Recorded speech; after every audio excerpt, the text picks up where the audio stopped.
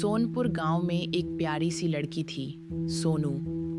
उसकी आंखों में बड़े बड़े सपने थे और दिल में अपार जिज्ञासा। वह बचपन से ही जिज्ञासु प्रवृत्ति की थी और हर चीज को गहराई से समझने की कोशिश करती थी।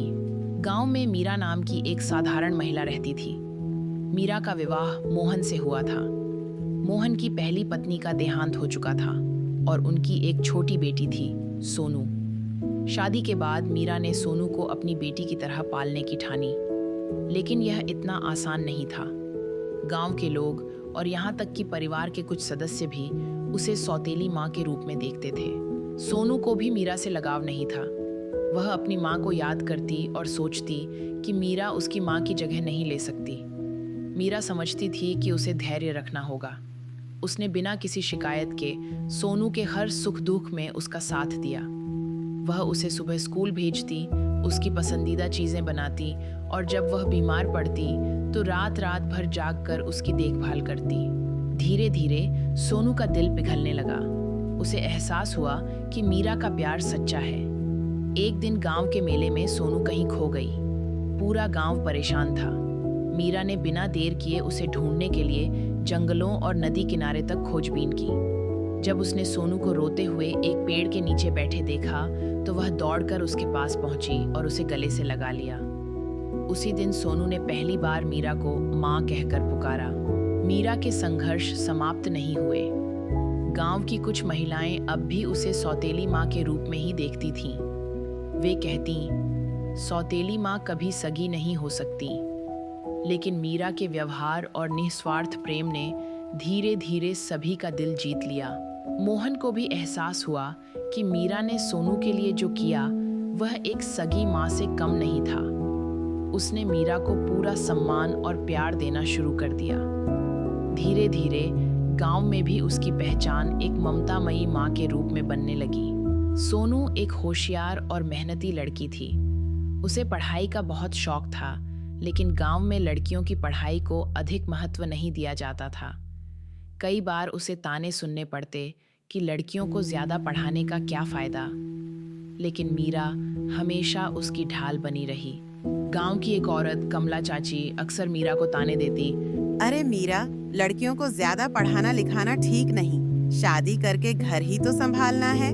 लेकिन मीरा ने हमेशा सोनू का हौसला बढ़ाया। उसने सोनू से कहा, बेटा, तुम्हारी पढ़ाई ही तुम्हारा भविष्य बनाएगी। तुम जो चाहो बन सकती हो। सोनू ने गांव के स्कूल में अव्वल आने का सपना देखा, लेकिन चुनौतियां आसान नहीं थीं। कभी किताबें नहीं होती तो कभी स्कूल जाने का साधन। फिर भी मीरा और मोहन ने मिलकर उसकी हर ज़रूरत पूरी करने की कोशिश की। सोनू अपनी मेहनत से पूरे गांव में चर्चा का विषय बन गई। धीरे धीरे गांव की दूसरी लड़कियों को भी प्रेरणा मिलने लगी। वे भी पढ़ाई के लिए आगे आने लगीं। यह देखकर गांव के बुजुर्गों को समझ आने लगा कि लड़कियां भी लड़कों की तरह काबिल हो सकती हैं। सोनू के लिए सबसे बड़ा मोड़ तब आया जब उसने शहर के प्रतिष्ठित स्कूल की परीक्षा में आवेदन किया। यह परीक्षा पास करने पर उसे शहर जाकर पढ़ाई करने का अवसर मिलता। उसकी जिंदगी बदल सकता था, लेकिन यह आसान नहीं था। मीरा ने अपनी बचत के पैसे सोनू की परीक्षा के फॉर्म के लिए दिए। ने भी उसे पूरा सहयोग दिया, लेकिन गांव में कुछ लोग अभी भी इसे सही नहीं मानते थे। लड़की को शहर भेजना सही नहीं, यह ताने सोनू को सुनने पड़े। सोनू ने कड़ी मेहनत की। वह रात भर पढ़ती। मीरा उसके लिए चाय बनाकर उसे जगाए रखती। परीक्षा का दिन आया और सोनू ने आत्मविश्वास के साथ परीक्षा दी। जब परिणाम आया तो सोनू ने पूरे जिले में पहला स्थान प्राप्त किया। कुछ वर्षों बाद सोनू डॉक्टर बनकर गांव लौटी। गरीबों का मुफ्त इलाज किया जाने लगा। अब गांव के लोग, जो कभी उसे पढ़ाई करने से रोकते थे, गर्व से उसका स्वागत कर रहे थे। मीरा की आंखों में खुशी के आंसू थे। अब कोई भी उसे सौतेली माँ नहीं कहता था। सोनू की कहानी गांव की हर लड़की के लिए एक मिसाल बन गई। अब गांव में कोई भी लड़की शिक्षा से वंचित नहीं थी।